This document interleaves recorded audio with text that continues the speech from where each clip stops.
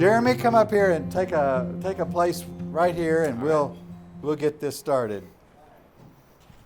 Let's give him a big hand.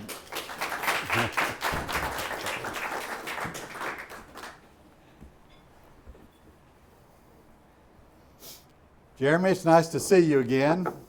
Yeah, nice to be here. Thanks for having me. You weren't always here, were you? No, I wasn't. I've only been here 2 years, almost to the day. How many of these people know? How many of these people do you know? A few, probably few? half a dozen, yeah. You didn't know any of them, though, 2 years ago, did you? Nope, not a soul. You struck out for Kentucky. Why in the world did you come to Kentucky? That's a great question. Well, it honestly all began with a dream that I had in February 2019 when I was serving as a journeyman missionary in the Eastern Cape of South Africa. Let's unpack that. Okay. You were a journeyman missionary. This means Yeah. you were working for Southern Baptist. Is that right?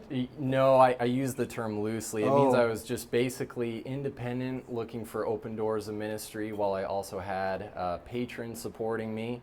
So I was independent, but working with different ministries, denominations, and organizations, and exploring the potential of actually moving there full time for missionary work for the rest of my life. Now, what put South Africa into your mind? When I got saved and born again, just a love for South Africa, and especially the Xhosa was put in my heart. Especially the what? The Xhosa. What is that? It's a group down there, native group down there. It's spelled Xhosa, and the X is Xhosa. So, Really? yeah. Or you just say Xhosa or something, I don't know. But yeah. And so where were you when you got saved? So I was baptized when I was 12 on Christmas Day, but most of my Christianity, I think, was dependent upon my family, my community, and then really became intellectual. I left the faith when I was a teenager and young adult for a number of years. Like a lot of other people. Yeah. Got into deep worldly living, and I don't know if you want to go into that too much, but came back around intellectually through research, study, apologetics. Did you read any C.S. Lewis? I did, yeah. I read Mere Christianity. That was a huge help. The Problem of Pain was another one. Then you will want to buy this book here tonight, this afternoon, won't you? Yeah, give me the prize. To gather up, finish your library, right? Right, yeah. But it wasn't until the early 2010s when I started to have encounters with the Holy Spirit. And when I started to have those encounters, that's when everything in my mind, what I believed about God intellectually, actually dropped into my heart.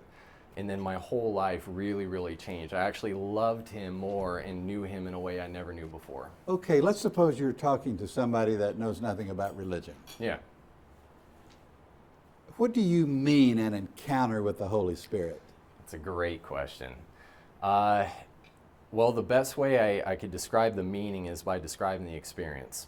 So the experience, at least as it was for me, was a series of experiences that were mixed with absolute euphoria, joy, hope, and love.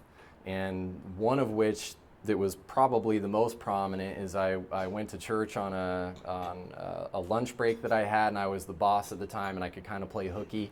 And a friend of mine said, "Hey, if you really want prayer, go to this church." And it was a church in Wheat Ridge, Colorado at the time. I said, "Okay, fine." So I showed up in my uniform. Now, wait a minute, I want to ask you. Yeah. Excuse me for interrupting here. Yeah, you're fine. You went to church at noon. Was this on a Sunday? It was just during the week. It was just a prayer meeting they were having in the middle of the day. All right. So just showed up and walked in, and there were some women and some men praying and worshiping there just in the middle of the day. And it was just a non-denominational church. And they said, "Hey, young man, would you like prayer?" And I said, "Yeah, I would." And they said, "What do you want prayer for?" And ironically, just about an hour or two, or coincidentally, an hour or two beforehand, I actually typed myself an email, but it was to God. And I was telling God about all of my sin, quite honestly. I was telling Him all about the lust that I had, my addictions that I had, and I was just sick of myself, really. Do you still have that email?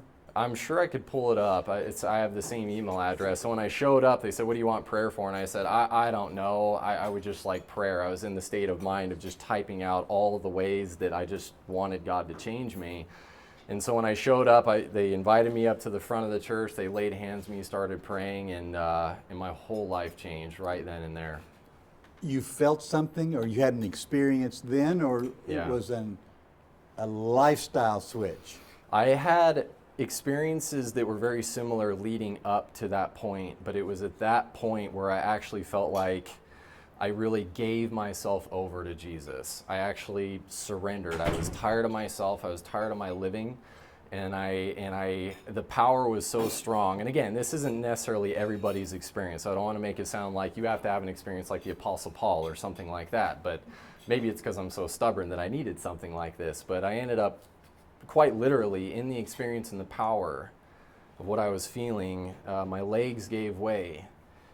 And at the prayer meeting? Yeah, and it's not like I fell over, but I had to kind of kneel down. And there were women and the men who were praying over me, and some of them were saying very specific words about me that they could really never know. And it wasn't vague. It was very specific, accurate words about my life in a way where I knew God was speaking to me, and most profoundly, for the first time, I really knew that He actually loved me. He actually really loved me. And so it was through that radical encounter that I'm like, man, I live for you, Lord. And so everything changed after that. All the patterns, everything I had changed. How old were you at the time?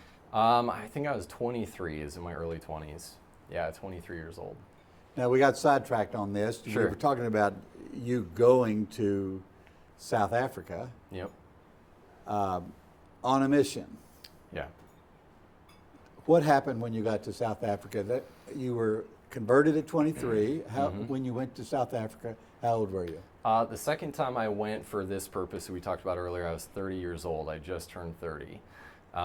So yeah, I went there for 3 months on a standard 90-day visa, and you could imagine, I don't know if you've been there before, but there's a lot of hunger and openness for people to come in and to help serve and preach and speak, not only at churches, but also in public high schools and private high schools and private colleges. And so I had presidents of these schools asking me to come in and speak with their students. You mean they were interested in the religious message, or were they just interested in teachers in general, or English as a second language, or what? They were interested in ministers who would come in and try to stir up hope and meaning in their students' lives through a Christian worldview. And so this is what you were doing there. And while you were there, you had a vision. So tell us about the vision. Yeah, so it was a dream. Had you had dreams before? Yes, I have. It doesn't happen all the time, but occasionally, I typically dream every night, but the kind of dream that I think we're about to talk about, I have those occasionally. Sometimes they're for myself, sometimes they're for others, and they are of a spiritual nature and for a meaning either in my life or somebody else's life. So, but it's not as if every dream that I have is like that. But this one, you remember it. Tell us about it. Yeah. So the dream was in 3 parts, which was interesting. Wait a minute. Does that mean 3 nights, or all on the same night, or was it a repetitive dream? It was all on the same night. I have had repetitive dreams before that actually proceed from the last, and that might sound really wild, but it's true. I really have, and I can't explain it. But this particular dream, it was in 3 sections in one night, and I still remember it clear to this day. I wrote it down that next morning. Do you still have that document? I do. I almost thought about bringing my journal, but it's at home. We could have read something from it. Yeah, but I remember it so well, I can just tell it from memory. So the dream started with...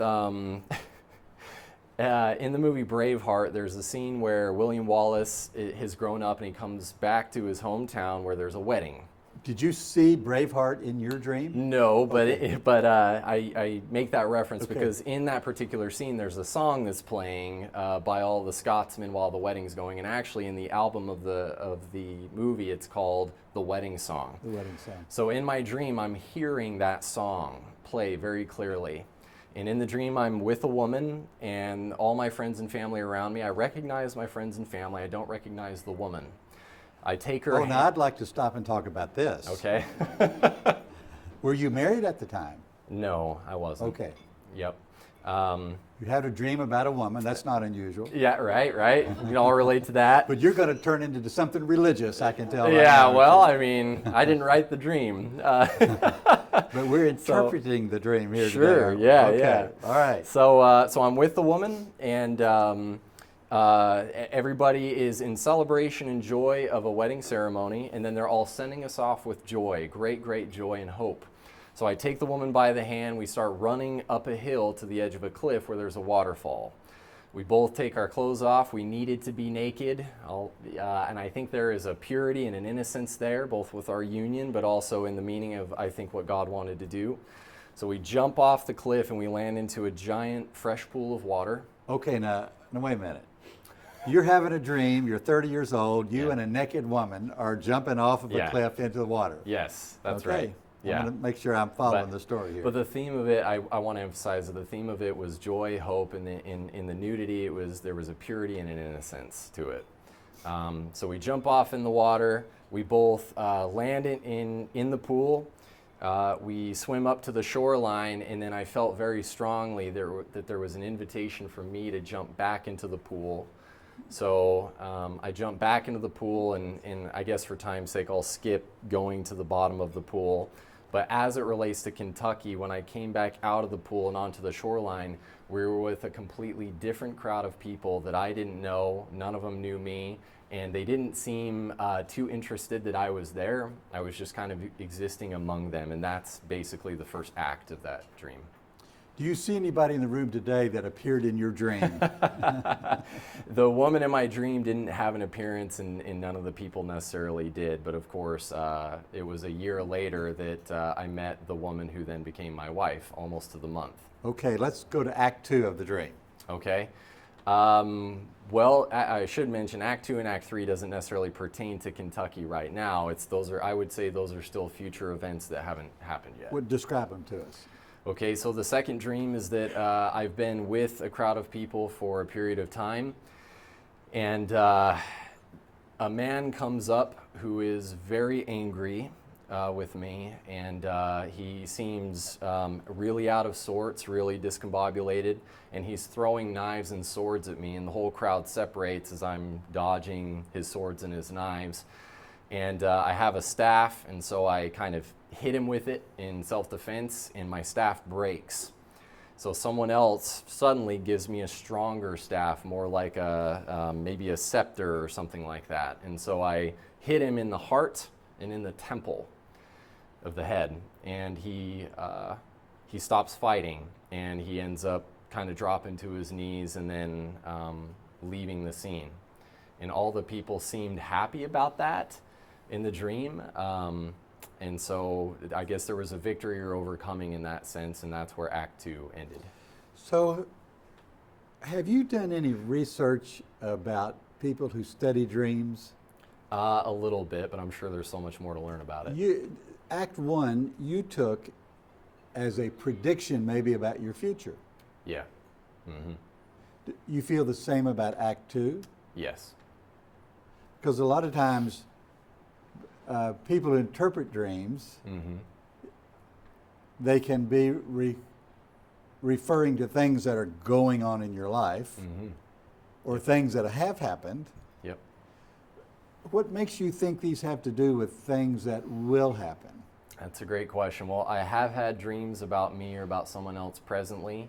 And so usually I think there's a natural discernment there, but this one in particular, I think because it followed a progressive timeline and the first act didn't happen yet, then it would be safe to assume that Act 2 and Act 3, especially given the feeling of a duration of time being with the new community in the Act 2, would mean that it's still yet to pass. So I want to hear about Act 3, and then we'll talk a little bit more about dreams in a minute. So tell us about Act 3. So Act 3, a lot of time has passed since Act 2, and now I'm invited into a really big castle hall, and there is a very large king at the end of the hall, and he's got a crown, and he's kind of disheveled, and he seems like he's really been living the high life for a long time, and it's gotten to him. And there's just banquet tables after banquet tables all over in the room, and they all have an appearance and a likeness of this king who is compromised. The king is compromised. Yeah, he's. What do you mean by that? I mean that he had success, he had victory, he's done great things, but the success and the victory of great things corrupted his nature, corrupted his character. I see. Okay. Yeah. So he's sitting up at the top at a throne, and he invites me to sit down at one of his tables.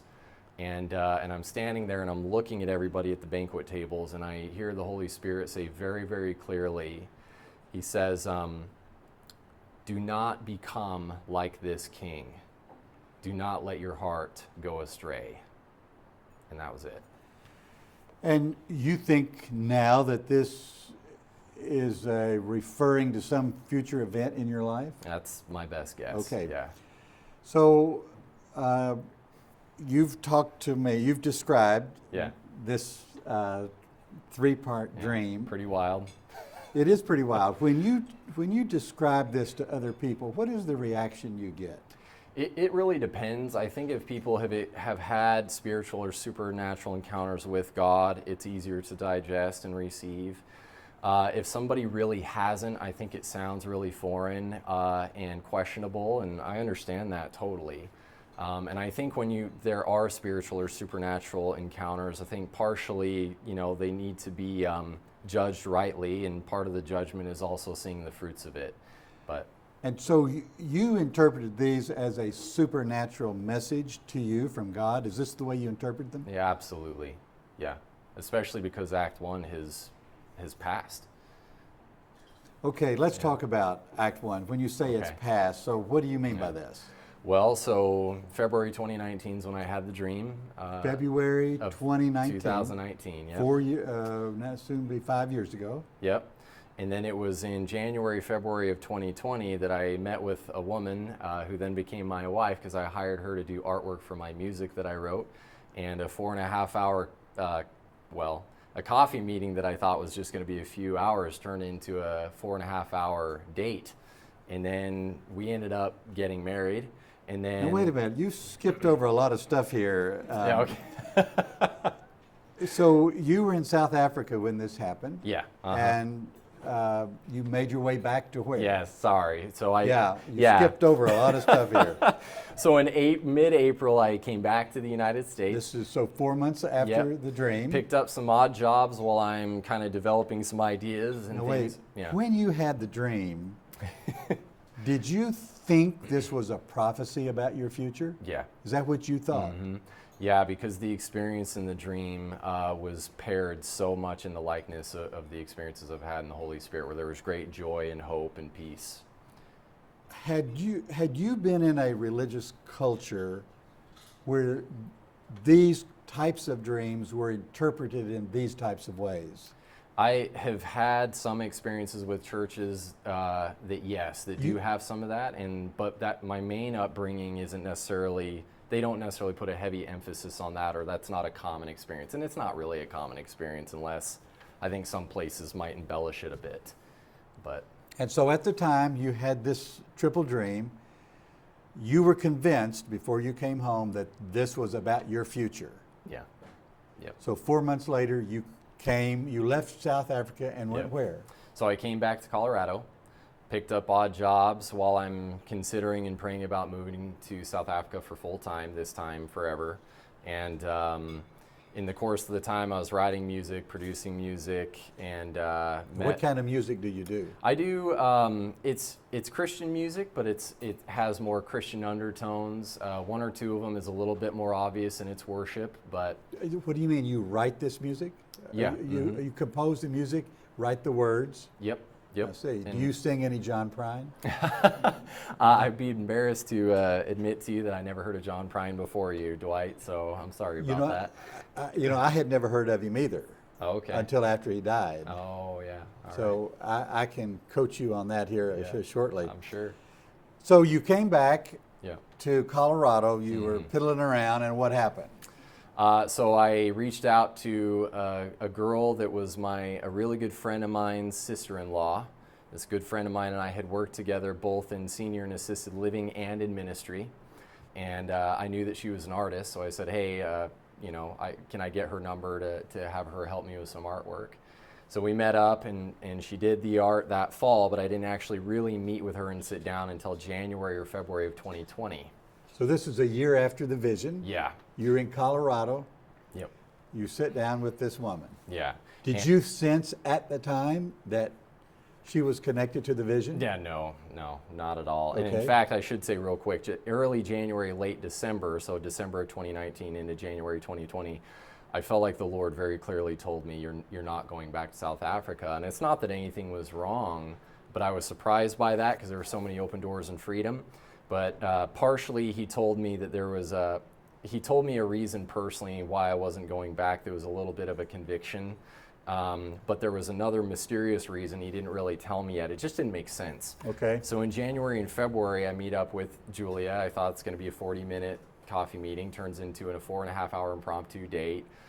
And I was like, wow, look at this woman. You know, like she just... Okay, so at the end of the date, did you connect it with the vision? Nope, I didn't. Did you think God was in your meeting with her? Yes, but I didn't connect it with the vision yet. Okay. The So dream what yet. came out of this 4.5-hour date? Dinner and asking each other how old we were and how many kids we wanted. That's pretty quick. Yeah. I teased her, kind of tested her. I said, well, I want 7 sons and a daughter. I was just kidding. I understand. Yeah. I hope she knew that. She did. She laughed, yeah. She's got a really good sense of humor. And so what happened? So we start dating. Of course, the COVID-19 and the mandates rolled out in March. And so we were dating through that. I got to know her family really, really well. And we courted and dated for, well, I guess about a year. Proposed to her the following spring, so that's 2021. We were engaged for about 3 months or so. And then during that time and all through our courting, I asked her, would you be interested in maybe moving somewhere? Because Colorado, if you're looking for a natural reason as to why I might have left, Colorado, the cost of living had become astronomical and really impossible for a family starting out. Like 5280 Magazine and Colorado Public Radio both said that you need to make an average income of $98,000 a year to save up to buy a home and to raise a family. So it changed a lot since I moved there. So I'm very interested of when your relationship with her got connected to the vision. Okay. So it started to get connected about just a month or two before we were to be married. And because this whole time we'd been thinking we should move, do we need to move? We're praying about moving, we're praying about staying, we're considering both. I'm knocking on doors to stay, nothing's open. Any job opportunity that I'm getting, I have just this awful gut-wrenching feeling that I shouldn't stay. And so it wasn't until, I think it was July of 2021, where we finally landed on, for some reason, either Kentucky or West Virginia. We're like, hey, I think it's one of these. Okay, before we get to the Kentucky connection, I'm going to get this straight. Yeah. You were married at this time? Not yet, we were engaged. You were engaged. Yeah. So the question I ask is, when did your relationship with her get connected to the vision? Okay. Not to Kentucky. Yeah. But to the vision. Well, so it was right around this time that really, it really got solidified when we got married. But Okay. it was around this time that we thought of going to a different state, and so I thought, wait a minute, this is starting to line up. With the vision. Yeah. Now, had she had visions about you? I don't think so.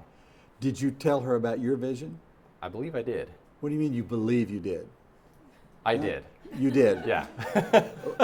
Did she have any reaction? Does she have a journal with her reaction on it? She has kept a journal. I don't think she maybe kept a journal about that specifically, but it gave her hope. And I might mention for her, she's born and raised in Arvada, lived with her mom and dad. They were helping support her in her artwork. And out of all of her siblings, she is probably the last one to leave, especially all the way out of state so far as we've come. So for her, it was not only a surprise, but a huge change on the inside that would have not have been estimated by anybody in her family or her friend group that she would leave. Okay, so you've connected, you're meeting her to the vision. Yeah. And you interpreted this all as a divine purpose in your life. Am I right about this? Yeah. Mm-hmm. Revealed to you earlier in the vision. So now tell us about how the Kentucky part, some of us understand how divine visions involve Kentucky. It's not hard for us to understand that, but Yeah. you tell us how Right. you from out there in Colorado and Utah, how that connection was made. Well, so as we're praying and considering, I've lived in different states and different places, it's like, well, why not any of these other states? And the best way that I could describe it is we felt like it was either Kentucky or West Virginia with a great feeling of peace, feeling of joy, and again, a feeling of hope, which kind of matched the dream that I had as well. And so we looked into it. And neither of us had been to Kentucky before. Or West Virginia? No, and didn't know anybody here. You did not know anybody in Kentucky. You had No. never been here, but you felt this pull to Kentucky. Yes. You see. And you connected this with the Spirit of God. Yeah. Mm-hmm. Okay, so tell us Absolutely. how you ended up in this part of Kentucky So- as a part of, rather than the mountains or the bluegrass or Yeah. the coal fields. So we eventually landed on, we're pretty sure it's Kentucky. In July of 2021, just 2 months before we were married, I said, okay, well, I started sending out my resumes. Anybody who was interested said, I need you now, not in a couple months. I said, okay, I get that, but I'm like, I'm sure I'll be able to find a job. So, well, I don't know where it is. So let's just find the best Airbnb we can get for a month that's pet friendly In Kentucky. in Kentucky, and let's shoot for that. So you went online Yeah. looking for an Airbnb in Kentucky, Yep. thinking that wherever you could find one, that's where you were going. Yes. Okay. So it landed here in Campbellsville. Had you ever heard of Campbellsville? No. You had never been here? No, and when we arrived, everybody said, "What?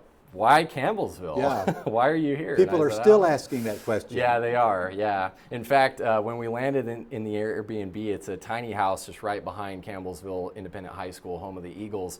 The house next door was also an Airbnb, and a couple came out, but the wife really came out, and she looked at us and she saw Utah plates on my Jeep that my dad gave me as a wedding present, our old 1993 Jeep Cherokee, and my Subaru with Colorado plates. Yes, I'm that guy.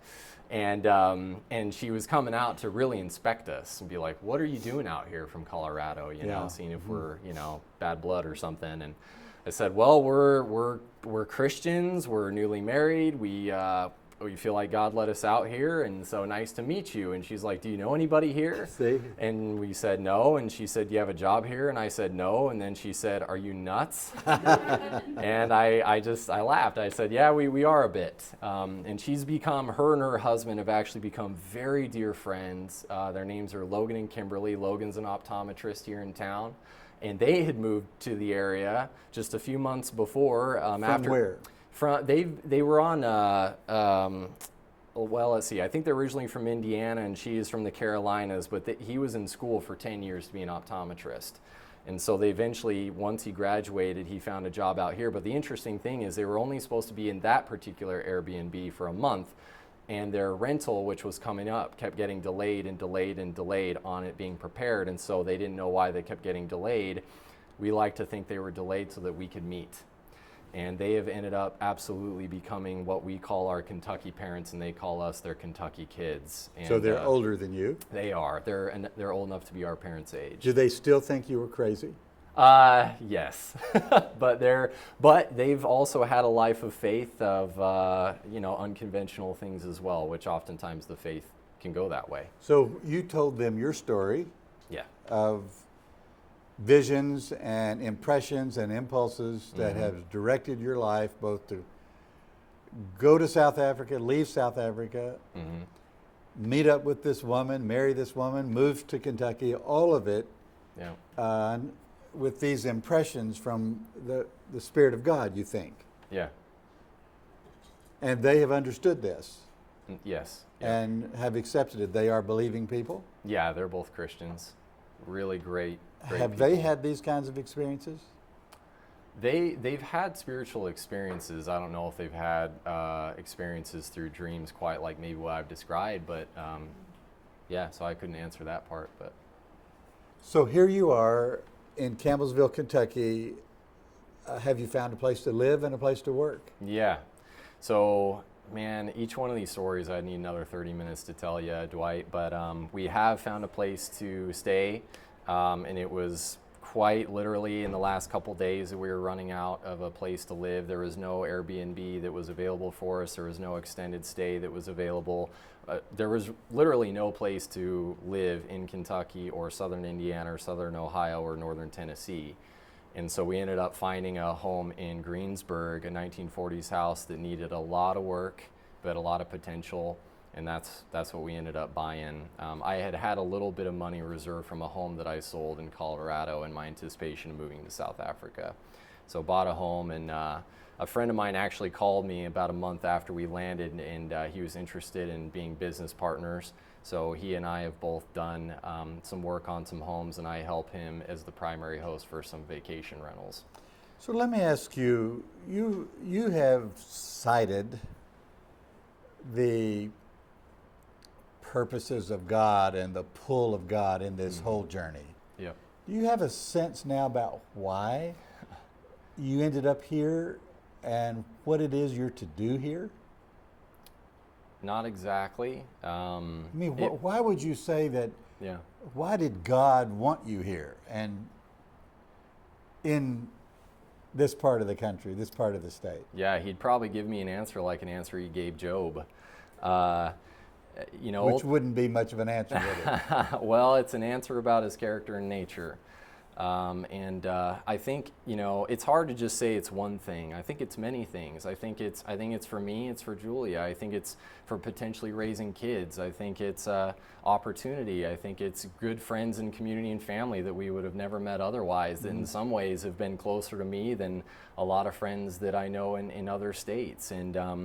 And so it could be particular purposes at a church that we now attend and we help out with, or it could be partially for Julia's art, which seems to receive way more adoration out here than it did in Colorado, because Colorado celebrates kind of a different kind of art, and it's also really saturated over there. So I think it's a lot of things. It's hard to pick just one thing. And of course, she likes the horses, and we have a piece of her art here right over your shoulder here. Yep.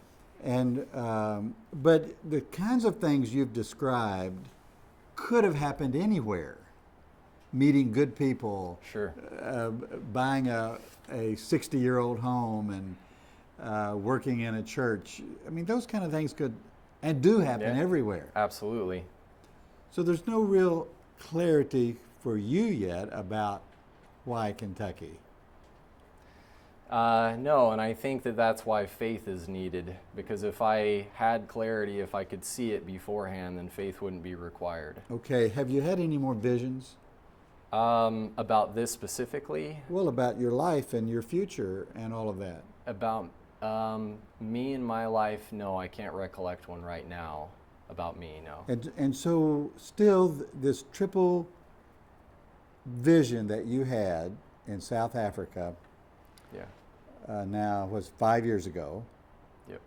Still you think 4, four, is it just 4 years ago? Yeah. Is the controlling narrative of your future in some sense? It's I wouldn't say controlling, but I would say that it's in my heart. It's not the steering wheel of my life. I would say that's God. You don't worry. You don't think about what that meant, especially after you having such specific ways in which meeting the woman and getting married fulfilled your dream. Yeah. You don't think about what's going to fulfill part 2 and 3? Yeah, I have quite a bit. I mean, after I had the dream, I was looking up symbolism and asking trusted friends of mine in ministry and things like that. But I guess I've just kind of settled it. If it's meant to happen, if the Lord's going to have it happen, He will.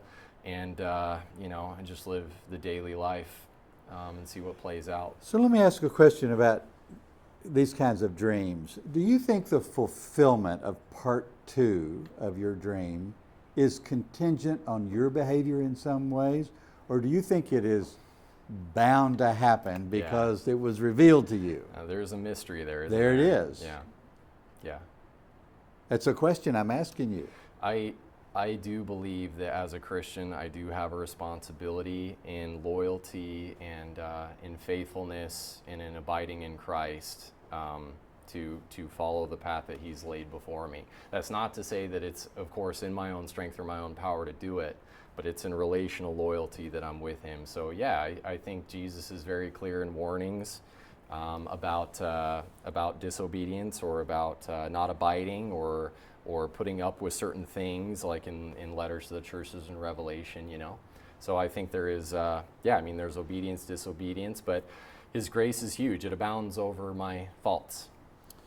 Great. Well, God's blessing on you on this Thanks. great Abraham-like move that you've undergone, moving to Kentucky. About the time you were moving to Kentucky, I was moving out of Kentucky. Oh, okay. So it is my home as well, and it's very interesting to talk to you and to talk with somebody who has these visions, which is not a common thing. Mm-hmm. Have you talked to anybody else that has these types of visions that have been fulfilled in their lives? That it has been fulfilled in their lives. Yeah, that is the key part. I mean, I think we all dream. Yeah. But whether we see them as prophecies, as it were, about our own life is another issue. Yeah. The only one I can think of right off the top of my head is my mother. Well, that would be important. Yeah. And she used to get dreams a lot more years ago, but not so much recently. Yeah. So she would be one. Okay. Yeah. Yep. Well, you've settled in and doing artwork and renting places and teaching scripture, and who knows what the future holds. Yeah, and we're so grateful to be here and grateful for God and His providence and taking care of us. Thank you for your testimony today. Thank you for talking to me in the Meetinghouse. And I'll say this, when that second part of that vision gets fulfilled, you call me. We'll talk again. Okay. Okay? Sounds good. Thank you very much. Thank All right. you. Thanks for having me, Dwight. Okay.